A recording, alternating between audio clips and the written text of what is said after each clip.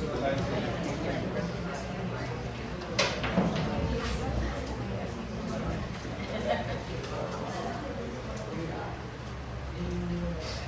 so magsugot na sa Module 4, Personalizing the Great Commission.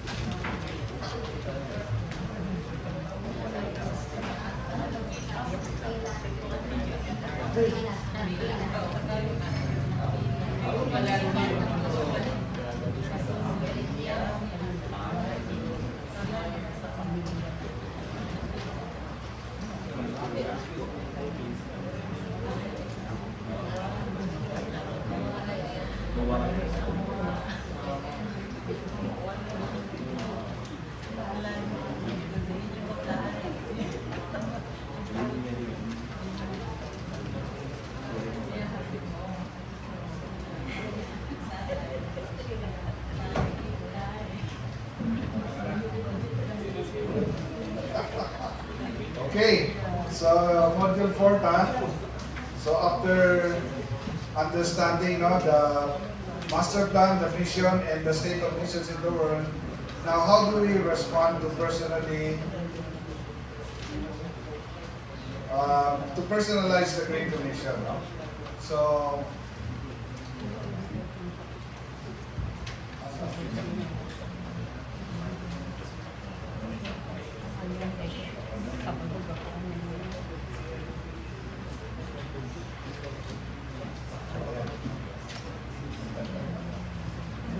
okay, thank you. Sige, so understand the steps to personalize the Great Commission, understand the goals and attributes of missions mobilized church, and discover 8 best practices of churches engaged in strategic missions. So, mga ni ato next ngayon mo, ano? So,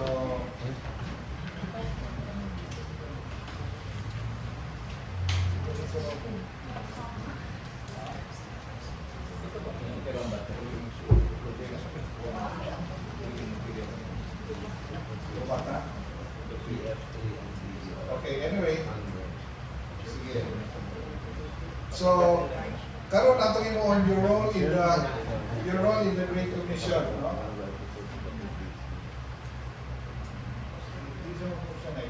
Sige lang, i-follow mo na. Okay, your role in the Great Commission. So, natay Appendix 4A. Bigyan, pahiram ka na isang notes mo dyan. Anong page ito? Appendix 4A.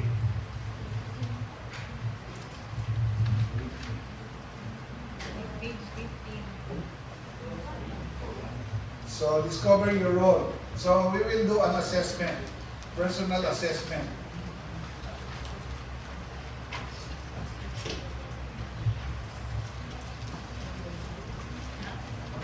Page 15.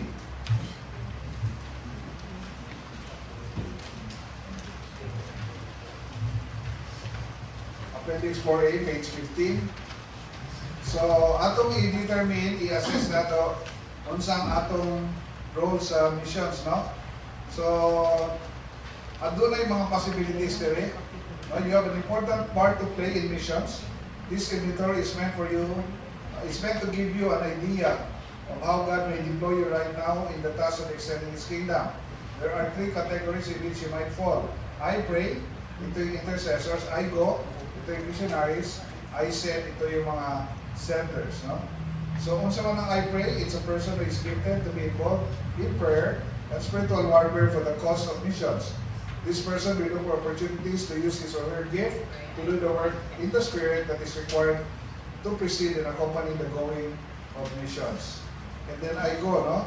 A person who enters another culture to the missions. This person will also look for opportunities to prepare himself or herself to take the gospel into other culture. And then I send a person who supports both those who are taking the gospel to other cultures, as well as the missions program of the local church. The one who sends looks for ways to help those who go on mission, as well as enabling the vision of missions to move forward. So, una siya. So sa page 16, makita nato diya adunay 24 items. Kanya na ay scoring ato mo, ano? So, nakabutang diha directions. Read its statement and circle the one appropriate number which best represent, your response. 5 always and 1 never. Try to have a range of responses, both low and high. Ako ba siguro sa 3-3-3 na, hindi na accurate, na result. So try to work on extreme. Example, I have the tendency to remember people's likes and dislikes. Kung always 5 imong ibutang. Kung never, 1 imong ibutang. So i-assess mo, where are you in that range, okay? 5 always, 1 never. I have the tendency to remember people's likes and dislikes. Number 2, I have the tendency to say, I'll be praying for you and then do it. Kung always 5, kung ngayon ka, I'll pray for you, and huwag ka naka-pray, siguro 1 or 2 ra, no? So, ano ba? So, we will try to do this inventory. I'll give you time to work on the 24 items. Okay? Sige, so, work on it.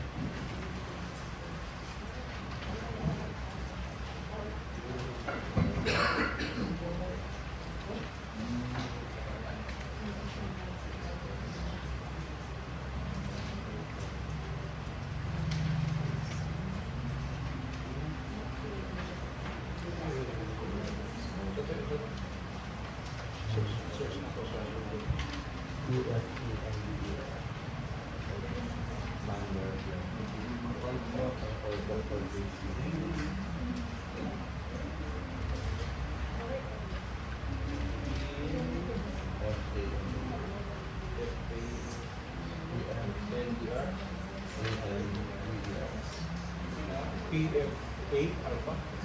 And then November. There's a Delta Echo Thunder. Sundan sa episode na the comfort of your room. Kung yung TV niya, hindi ka pang not.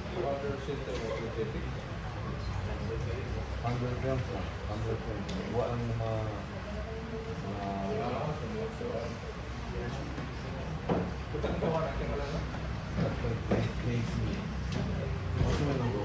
number one sa mga most noted. Okay. Dr. Ali. So, nakuha niyo yung inyong score.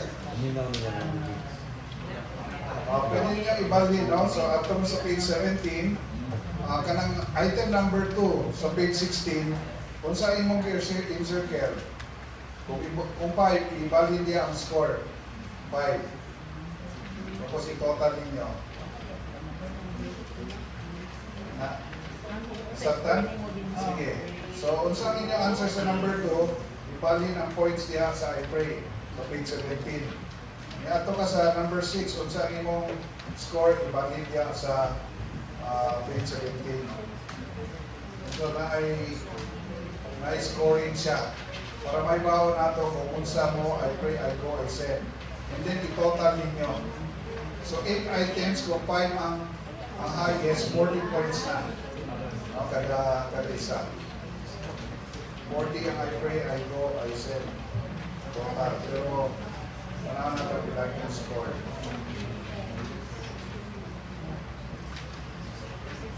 So, ibalik ang score, no?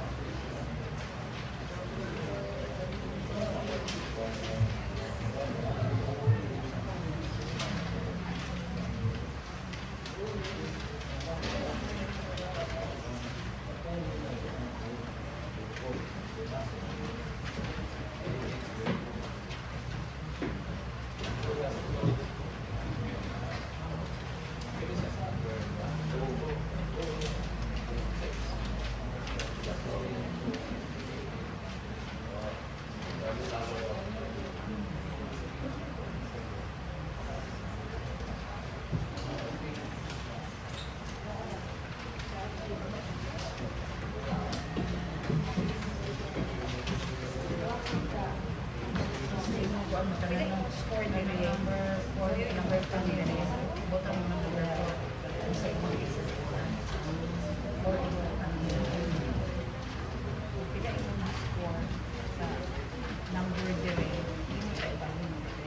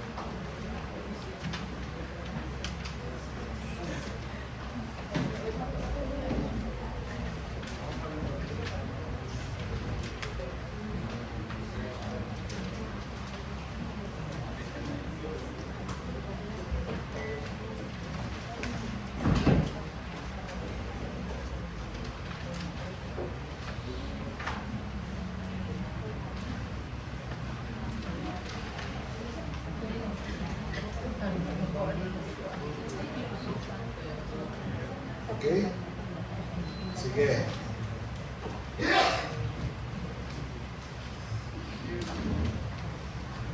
Naka-work na mo sa inyong mga score? Sige. I pray, I go, I send. No? So, 8 items na.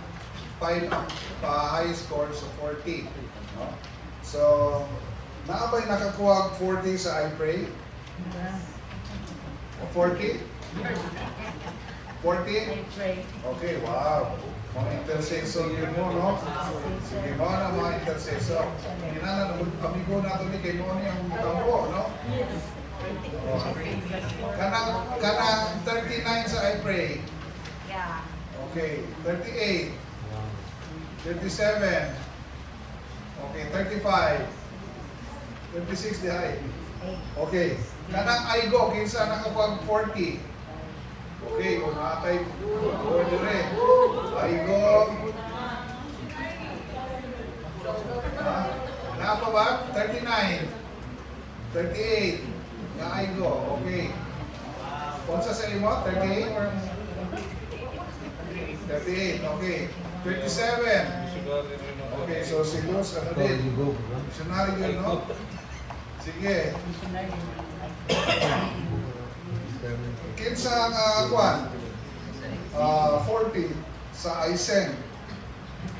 Na? 40 ka, Bir? Okay. So, meron na tayong sender. May funder na tayo dito. Tapos, 39. 38. 37. 36. Sige, 35. Okay. Yung iba, anong score nyo? Sige. Sino ang 30 to 35 ang score? Taas ang kamay. 30 to 35. Okay. So, unsa man ang inyo? I pray 36 and I said 36. Okay. So, I send so center, pray, o intercessor pa, no? Sige. Isa pa? 20, 35. Brother Jim, kung saan sa imo? Ako, ang highest na ako is Aigo, second is Aigo. Okay. 37 ko sa Aigo, sa Aigo 35. 54 ako sa Aigo, ito dalawa lang. Sige lang, ang imong kwan, ang imong aigo, Aigo 37. mo na taas din mo. Okay. I go. Ito na missionary. Ang sa Wala ko meron kaya. By the way, may kids kami daw sa kwan. So mamaya i-discuss ko rin yung mga areas where we can be involved. Attorney. Ako, hindi ko kawan kayo kay Jesus Basa ba? Okay, sige lang. So anyway, it's, nakita na mo, this is not a perfect one, but very accurate siya. Nagkang kayo ng mga na-involved, no? Yung mga kwan sa ating inventory, ma-confirm, ma-affirm yung mga ona. So ang importante na rin, ato masakta, na naay role kang matawag sa Kanado. And then, ang mga yung kapadabana, kung sa local church sa imo, thank you, nga tanang mga goers, isa mo ka grupo. Tanang senders, isa ka grupo. Tanang intercessors, isa ka grupo. Kunya, mag-iskot-iskot mo. How can we really put this prayer, kasi prayer mo, bring this down, cascade this down sa tibok simbahan. Para sa atong small groups, mga prayer meetings nato, even mga personal devotion sa mga members, mag-prayer yun nila ang mission, di ba? Kung goer ka, so among goers ka, kung possible potential goers, nasa may mga activities na pwede mo, no? Connect with missionaries, and many other things. Ang mga senders po, pwede sa mga grupo. And then you can also discuss how can we really provide the necessary encouragement for the missionaries, ang finances na kinahanglan, kung sa pang mga logistical needs, no, sa mga missionaries to thrive in the mission field. So, mauna siya ang mga pwedeng hiskutan. There are also suggestions here sa ato notes, no? Pero you can also refer with us kung sa pa mga pwedeng ideas, no? We can assist you. Kaya nga yung ating is we're raising mission trainers and coaches. Because that's what we want, no? Na from us, maka-coach ta, maka-help ta sa mga gusto ma-involve sa missions. Okay? Sige, okay na ta diha. So, padayon ta, no? Sa ato. Ano yung switch eh?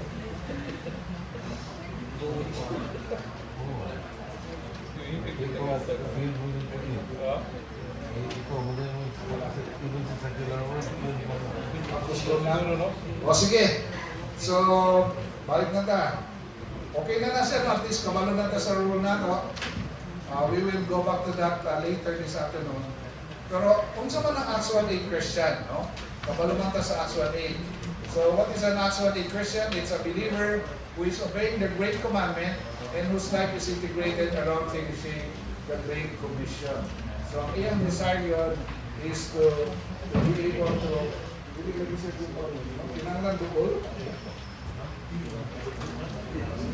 Asa siya dapat is dapat, no? Hindi man siya, matapang na lang. Oh, sige. So, essential components, no? Now, everything is based on love and obedience. No? So, walay kung sanayin dire. Now, what are the components? Praying, no? So, mga na siya. This is personalizing the Great Commission, no?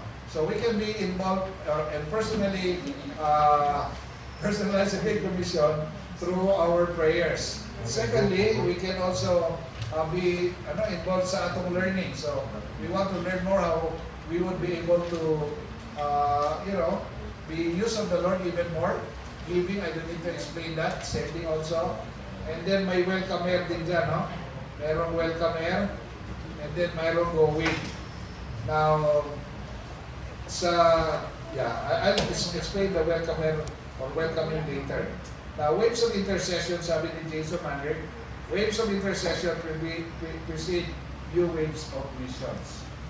And then, that's why sa Philippine Missions Association, mauni itong mga prayer movements nato, no?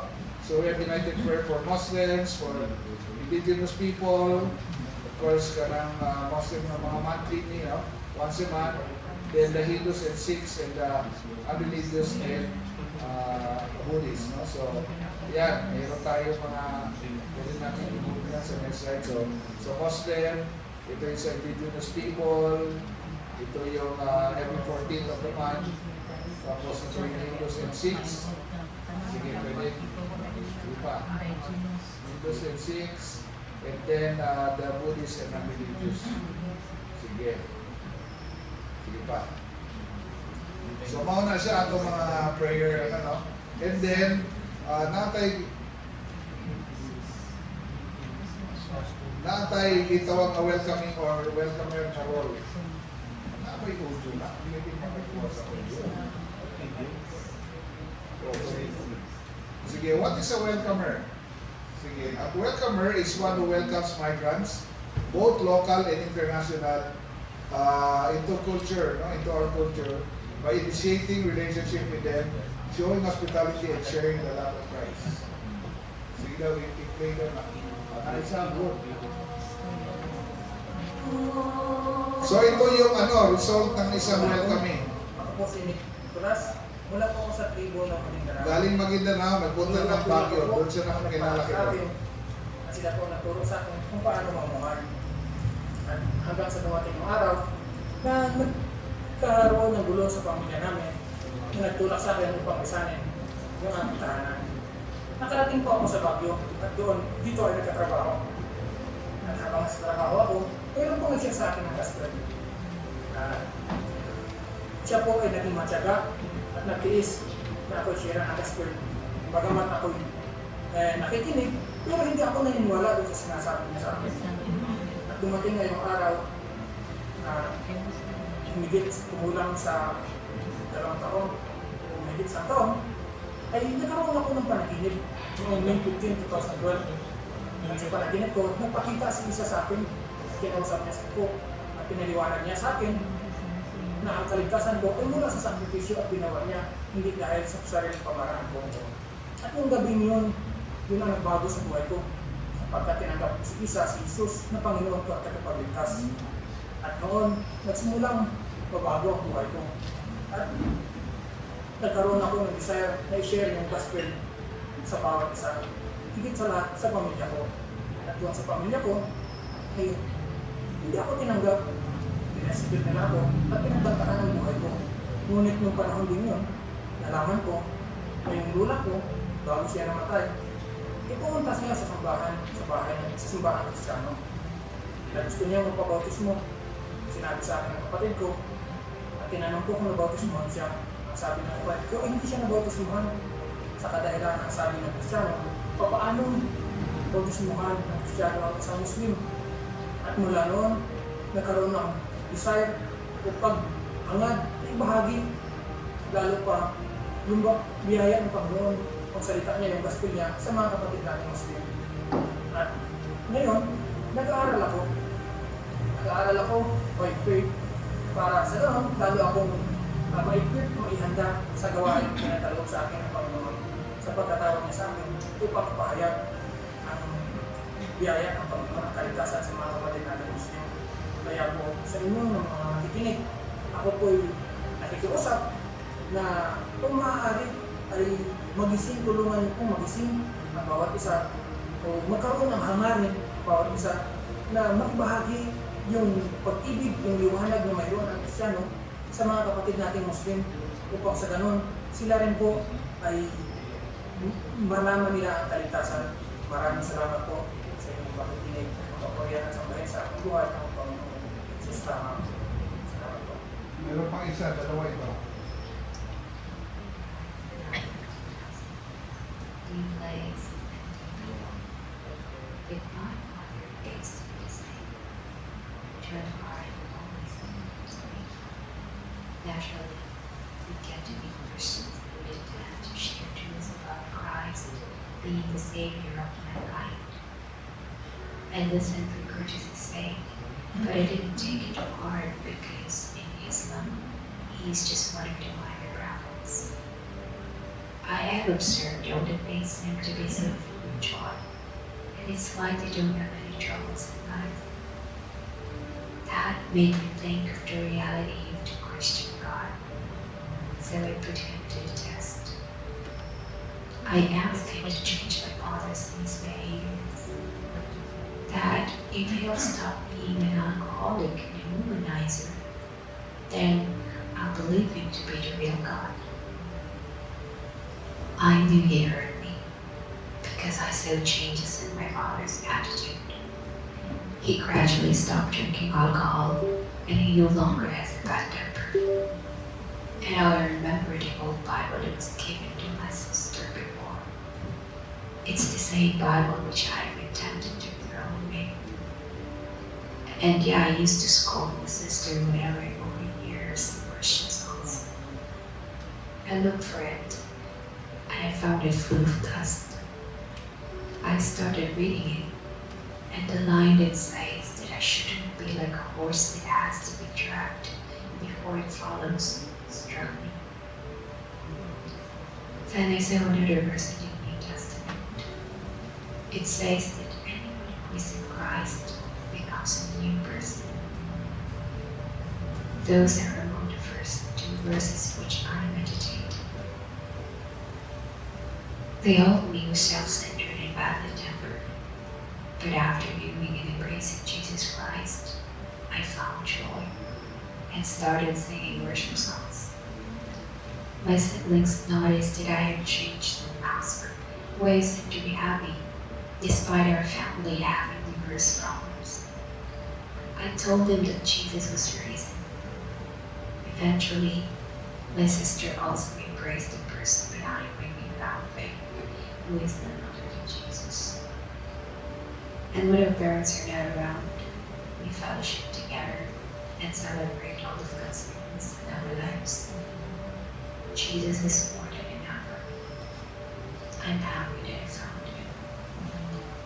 My life before him was so full of confusion, but now we're able to stand strong even when life is hard.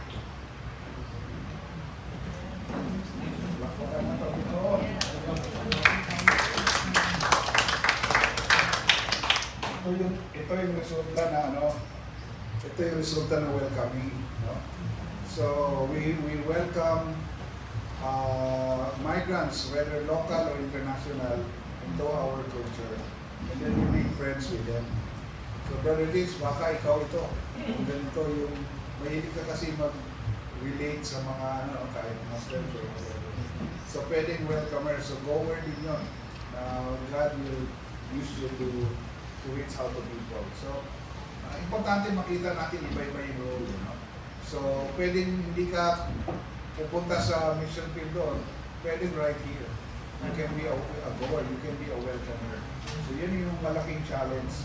Kasi talaga dito sa Dumaguete, maraming mga opportunities, I believe, to reach out to Muslim communities and other UPG communities. No? And even mga international students dyan sa Silliman University. So, just imagine yung potential. May mga Indian medical students ba dito? Mayroon din mga Indian nag-aaral ng medicine. Wala masyadong hotel lang, no?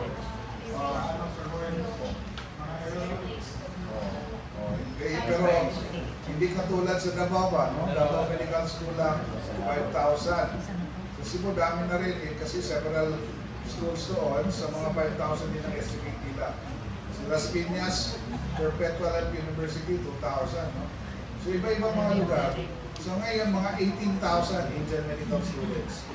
Pero maganda yung mga testimonies kasi sa uban, nakaila sila sa Ginoo rin, kaya nagpuli na sila sa India's medical doctors. And many of these doctors are from the rich and the famous families. Kaya ang ato ka India, kadaghanan ng medicine sa lower caste. Wala, dili sa mag-penetrate sa taas. But hindi sila mas maayo ang potential because mga influential families. No? So just imagine if they can reach here, go back to ilang country, and then God can use them there. So yun ang isang pwedeng potential na mahimo. But anyway, so there are 175 ethno-linguistic groups or nations in the Philippines, and 14 remain unreached. And all the 14 are Muslims. So pwede natin i-move. No? So yan yung 14. Sige. Pwede natin sa next time. Mas madaling maalala yan. Kasi mahirap din talaga ma-remember. So, kami, when we were praying for them, parang nakakoy kami ng something ganyan, no? Kasi nakita namin, may 2, may 3, may 4. So, TY, tapos Jeep, tapos 2K, 3, and 4S. So, ang T, Tauso, ang Y, Yakan, ang J, Jama, Mapon. So, ang Tauso, kabalungan taasan na sila na Hulo area, Yakan is Basilan. Ang Jama, Mapon, na sila sa mga tumuhin na ba, tawin-tawin, katulad ko sa kwan, doon na sa Sabah, no? Mga Mapon. Mas malapit na sila sa Malaysia kaysa sa atin. No? So, tinanong ko isang missionary natin, from Zamboanga, ilang oras, mga 30 hours daw sila magsakay ng barko papunta ng kanilang island, no? Sa mga Mapon. Irano, no? Marami yan sa may Cotabato area, Sibugay, Badjao, well, they are all over. Sabi nila hindi na kami Badjao ngayon, Budjao na kami. Kasi marami na daw na doon na sa kanila. So, yung K naman, Kalagan. Kalagan is more in Davao Oriental, no? Kanang Mati, Maria, Davao, Dagan. Kalibugan is the mixture of marriage ito ng Tausok and Subanen. So, mga Zamboanga, Sibugay, yan na. Pulong, Maguindanao, they are all over, no? And then Maranao, of course, lalo na. They are all over. And then, of course, Mulbo, southern tip of Palawan. Diyan sila marami, doon na sila sa Malaysia. Yeah. Tapos sama Pamili, sama Pamutaran, sama southern cities, sa mga tawid-tawid sa mga area. And then Samil is Sarangani, close to Indonesia. Okay, so ang National Commission of Muslim Filipinos, ang estimate nila about 10.7 million Filipinos. This was actually in 2012. So kung tanaw nato diyan sa next slide, 105,000 Muslims in Metro Manila in 2010. This is NSO, no? Now, if you, by the way, kung balikan mo itong next yung previous slide, 10.7 billion. Kung mag-Google ka, dili ana ang Filipino Muslims, no? About half only, about 5 million. Kasi ang basis is, are the birth certificates. Pero ang National Commission of Muslim Filipinos, head count na sila sa mga communities. Mga nakadili mag-match sila figures. But anyway, Metro Manila in 2010, 105,000. Ayan, sige, pakipikot lang next. And then in 2014, 1.1 million, no? So a migration of 1 million in a span of 4 years. Pakipikot. Yeah, so marami talaga nag-migrate. I used to fly from Mindanao to to Manila. Sige ko and ang nakita na ako na whenever you fly out of Mindanao, tagang yung Muslim na. So, isang asa. So, cities in Metro Manila with Muslim communities. So, dagan na, no? But in 2020, nakita na mo 148 ng mosque. 2021, 183. Tanawa progress, And then 2022, 200 plus na. Ang latest count na mo 2 years ago was 204 mosque in Greater Metro Manila. So kung nagkaplano ta, nag-isco ta church planting, na mosque planting po sila actually. And they are very strategic and they are well funded. No? So, isa ka nang ilang balik Islam na program. Grabe kayo ang gawa nila. So, daga nga sa mga pastor, matintal pa kay ako kaya swim doon, ako ang support, ay tagatag sakyanan, siguro yung mga anak, tagatag balay, ako yung mga matintal. Kanya, 1 million Filipino Buddhists, no? Many are attending the Catholic Church, pero adherents pa rin ng Buddhism. They attend the Buddhist temple, so we also consider them Buddhists. 400,000 Buddhists from mainland China. Marami rin ang documented sa kanila. Kasi marami yung mga factor. Tapos 1.5 million Hindus from India. Marami rin ang documented na Indian actually. Ilang generations na yan sila dito. So lahat yan. Malalaki ang business nila. Umpisa 5-6 hanggang malalaki. Maraming mayayaman na mga Indians sa Pilipinas. Okay, so again, going back to the essential components, everything is based in love and obedience. And then there's the praying, the learning, the giving, the sending, the welcoming, and the going. Now, kung sa mga obstacles, no? Anong the reason man, no? Sila marines, lack of knowledge, fear and unbelief, and then hardness of heart. Sorry, we're talking about mobilizing the church, no? We're talking about mobilizing the church for mission. So, lack of knowledge. That's why we're doing something like this, no? Because we need to teach and remind, and of course, fear and unbelief din, no? Kasi medyo mahirap talaga. Nang iba, matigas lang talaga ang puso. Kung disobey lang yung kay God, no? So, all of this leads to disobedience. So, our desire is that the Lord will really raise missional churches, no? So, it's not only that the church has a mission, but that God's mission as a church. So, we're praying that your churches will be God's church, no? That will really be involved in missions. Now, what we will do, tapos na tayo sa discovering your role, now we will look at the attributes of a mobilized church. No? So, sa mga attributes, we will do another exercise. Indon sa kay we will be able to assess how missions mobilized is our church. Kasi sa makaingon ta na mobilize man ang church sa missions.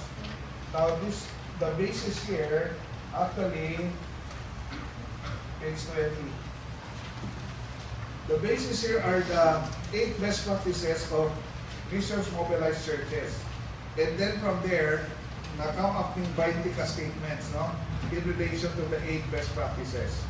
So, what I mean, this is not a pass and fail test, but this is a very good help because it gives indication which areas we need to work on with regards to becoming a missional church. So, 0 for no activity, 5 for full involvement. Example, number 1, teaching on missions in Sunday school, sermons, missions newsletter, home sales, etc. No activity, 0. Kung lahat kayo involved dito, may mga sermon sa Sunday School, may missions newsletter, sa cell group, sa Sunday School, pinapag-aralan ng missions, that's 5 in full involvement, that's 5. Pero kung konti lang, tingnan nyo, hindi naman siguro walang activity, baka 1 or 2, ilagay nyo, no? So you just assign a score, okay? And then number 2, regular intercessory prayer for the lost, focusing on the unreached. No activity, 0, full involvement, 5. So 20 items ito, highest score is 5. So total dito is 100 points. Okay? So you try to work on that. Meron isang church, 38 lang sa kanila. Pero okay lang. It's not a pass and fail test. It will help you identify which areas you need to work on. Okay? Sige. So let's work on this. I'll give you time.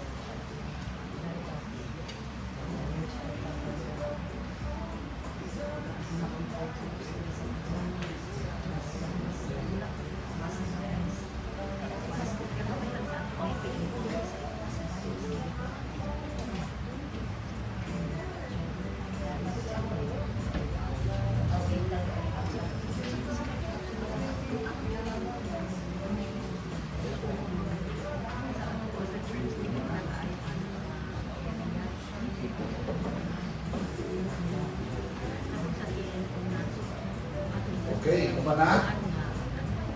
Sige, likot niya siya, no? Kay ato makita ang mga areas na we need to work on in our churches.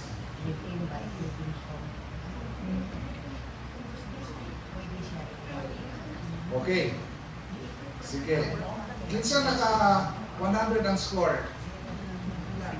99, 98, 97, 95, above 80.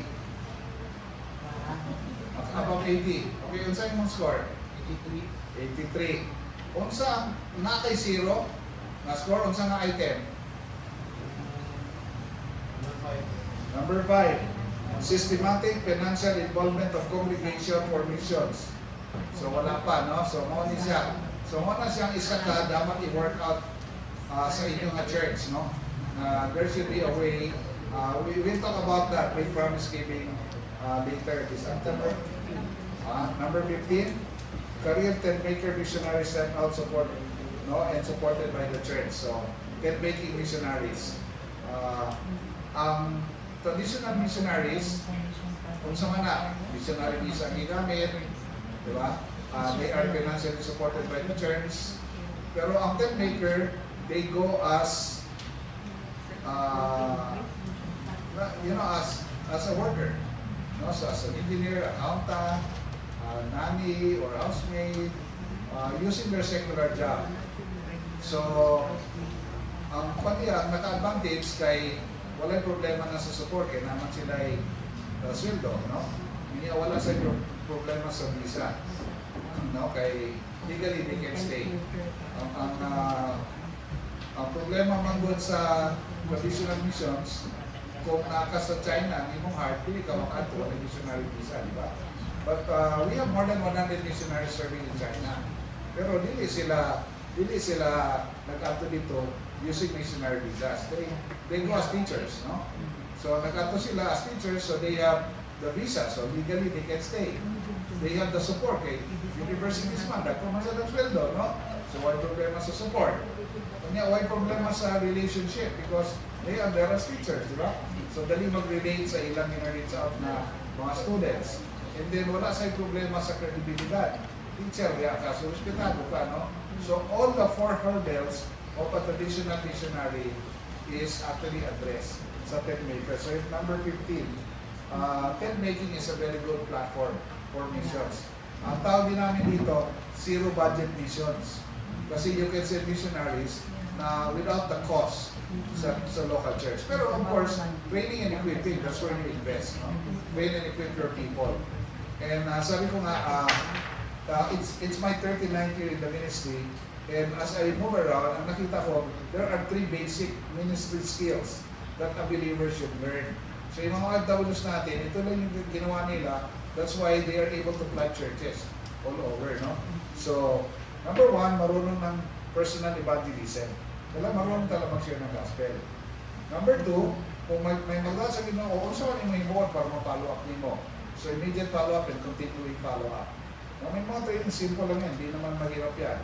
And then thirdly, ang goal nimo diyan sa pag-follow up is to bring them into a small group or a Bible study because they need fellowship. So, ang next third skill is you need to know how to lead a Bible study group. Mora na siya. If you faithfully do that, chances are you will be able to plant churches. Pero syempre, as you handle the Bible study, make sure lahat yung sa Bible study mo, i-train mo rin na mag-share ng gospel, mag-follow up the new believers, at mag-lead ng small group. So may mga different principles na pwede ni-apply, no? Ang problema magod na ito, ang ato mga Bible studies, ang leader, di ba nakatuloy siya kaya po ng leader? Di ba? Ang membro sa small group, mo kaya po membro. Hindi na siya dapat. The sooner you can empower those in your Bible studies to start their own Bible studies, the better. Faster ang pag-multiply. No? So, if ang among gina-akuan, encourage you, company 3, just 3. No? You just get 2 people, and then plus ikaw, so 3 kayo.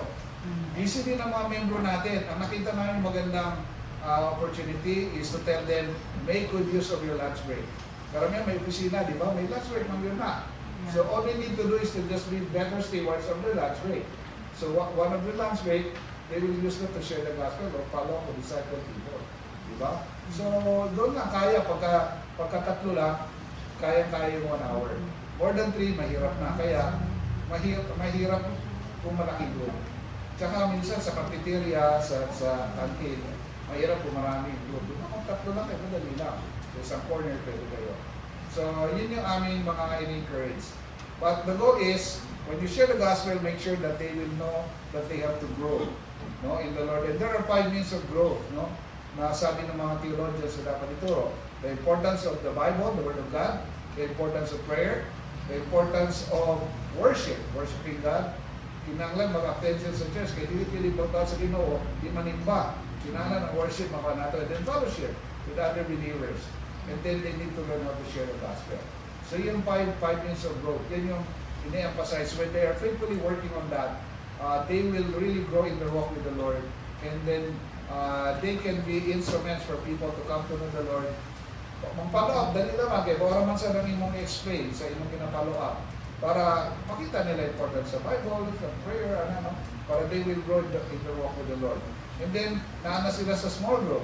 Sa small group, i-assign yun mo na, di pwede ikaw ra kanunay. No? So, participative yun ang pag-facilitate. So, ikaw mag-lead, magtanaw na sila, next, o ikaw mag-lead, wala may problema. No? Kay, may Bible study na, may mga questions. Anybody can read and then facilitate the discussion. So, pwede ma-empower sila para, di mo na mag-lead, no? Di ba? So, get them to develop confidence in the process. And then, ang gitawag nila ang MAWL principle na yung model, and then assist, MAWL, so MAWL. Model, you model, then you ask them to assist. Yung assist, bigyan mo na assignment para nag-assist na sila sa iyo. And then, model, assist, tapos watch. Tagalin mo daga ng assignment, more assignment, now you watch. Let them do most of the presentation or leading the Bible study. And then lead. No? So, sabi mo, kaya-kaya mo na actually mag-lead. So, pwede ka nang mag-lead, no, ng Bible study. So, ibig sabihin, empower mo siya. Ikaw, pwede pa rin continue kayo mag-meet, pero let them start their own. So, ang goal mo, everyone in your Bible study should start their own Bible study. Yun yung goal mo. So, iti-train mo rin dun sa 3 aspects, how to share the gospel, how to follow up with believers, and how to lead small groups. So, ito lang yung simple na, very simple, but this is how our OFWs are multiplying churches wherever God brings them. Wala na siya dili. Pero it's a training that we can do. It's a one-day training that we can do. Okay, pwede. So, kini siya is realign. We just want to realign ang mindset nato na we need to really change the way we do things. Kaya kung hindi nato i-change, hindi yun, wala yung changes na may tao, no? And so, gina-address nato na siya ng mga issues. That's why, ang katuladihan, the purpose is to gather people from all, worshipers of every country, every language. Kaya, hindi mo na ang focus ka na no? Labi na karoon ka na ang church growth movement, para ka na yung simbahan. Ang basis sa success, attendance, building, and cash. Oo na, no? So, padagan na yung membro, padagan na yung yung building, pero, wala kayo, diba? Maura na ang ilang focus. So, hindi na siya mag-reach sa Muslim, sa mga Andres, kay Lugay man. Hindi lang sa madali. Magaling membro sa uban, para dali mo na po ulan sa bahay. Diba? So, sa ato, you start with unbelievers. That's why we ask you to these people who do not know the Lord. Otherwise, we're not really contributing sa completion sa Great Commission. Saan rin ba? Magdula-dula ini, ato seryoso tayo, di ba? So, we're trying to correct. But these are some of the resources and materials that we have. So, we're trying to assess sa mga need, and then we're trying to see how we can do things. Now, we can do it online, or we can do it face-to-face.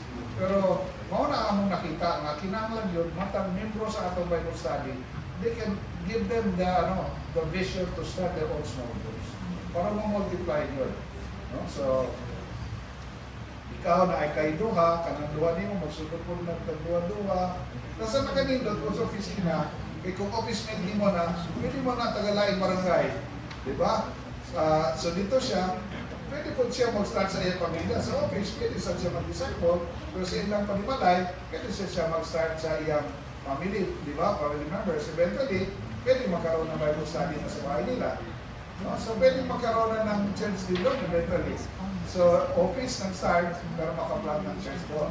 So yun ang maganda. So maraming mga pwedeng mangyari po. It's a matter of really changing the way we look at things. So itong tent making, maganda rin ito na platform. Kasi maraming hindi nag-mission na sa atin dahil mga gastos. Pero marami na tayong OFWs, we just have to train and equip them. Sabi nga ni Pastor James kanina, ang ginagawa din nila, they go to Malaysia, they go to Macau, they go to other places, and then train the OFWs doon. Maganda rin yan, no? Kung ma-train natin sila doon. Pero dito, back home, it's good to train them while they are here. Kasi kung nag-share ng gospel dito, automatic yan, mag-share yan doon. Pag hindi yan nag-share dito, mahirap mo rin sila immobilize sa labas. Hindi na nag-share dito ng kapwa Pilipino, kung doon, sa Muslim mo pa i-share, medyo mas lisod. Pero walang imposible kasi nangyayari din yan na dito walang involvement, doon na-involve din sila masyado. No? So, it's a matter of really doing both, here and there. No? Pero God is really raising a lot of believers now that are involved and they have the heart to really reach out. No?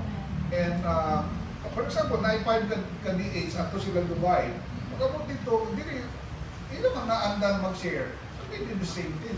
After several months, na sila in small groups. Iya sila groups. Nila, ato ng tipuno ni. So, nakaimo na sila church. Ka-DH. Ano lang ba? Nakaplan na sila church and now they have more people in the fellowship. So, ano lang. No? So, mauna siya ang tent making. Sige, also pa, kinsa pa also pa yung zero niya. Ha? Wala lang. O kinsa na zero di rin, kanang naamoy zero, unsa number? Number 8. As a mission secretary or missions pastor director. Okay lang, kung wala. No? So, pwede mo magwagwan nga, itinanda ni-organize natin ang missions committee, di ba? Mag-start ng missions committee, missions team sa inyong church. So, kung mag-assess mo next time, hindi naka-zero. Di ba? Pwede na hindi mo mabutangan ng points. Or, hindi pa din kayo 5 kay magkasunod pa man mo. Pero you can put 3 or 4 na di ba? So, try to assess. So, again, this is not a pass and fail test. But this is to show you which areas you need to work on. O mag-guide ka. Unsa pa naka-zero niya? Unsa pa na-zero? Number 7 daw. 11? Missions project, humanitarian fundraising. So, wala yung project. So, Lord, unsa pa ng project na pili na mo mahimo, di ba? So, ask the Lord. And you will be amazed. God will open doors, creativity will come, and then you will just, see yourselves doing something. Basta you trust the Lord to guide, to help, i-honor biya na sa Ginoo. So ask the Lord to help you in that aspect. Kung sa pa na-zero diha? Number 18. 18, regular missionary guest. Oo. So pwede, kung wala, di mo invite mo, kung ay mga missionary, para makapaminaw mo sa ilang mga testimonies, mga question mo, ano ba? So you learn from their experience also. So ano lang. Okay, anyway, so mga attributes of a mobilized church, no? So you want to work on all those areas.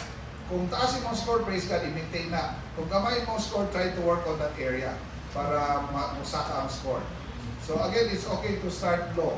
Yung isang church nga na 38, and then after 6 months, evaluate ulit, okay na ito, okay na. So magtaas-taas ng score. Eventually, you can really be a church that is really missional or a church that is really mobilized. Okay, so sige, doon tayo sa number 5. Alanganin na no? Pero nandiyan na ba yung ano natin? Wala pa. Nandiyan na? Sige, ganito na lang gawin natin. Mamaya na lang after the break. So, that's good. Okay na. Okay na. So, mamaya, tapos na tayo ng 4. Mamaya, tapusin natin yung 5 and plus na ano. Medyo mas ano na yung tools. Okay. So, ang gawin natin is, we will take a group photo. No? Basta malimutan ko lang. Kasi malimot pa. So sa atong group picture, atong dalo na atong notes para maanan nato ba okay basi kami nila asa man ang picture na do. Kung naani ka siguro mapangin nga ga training ka.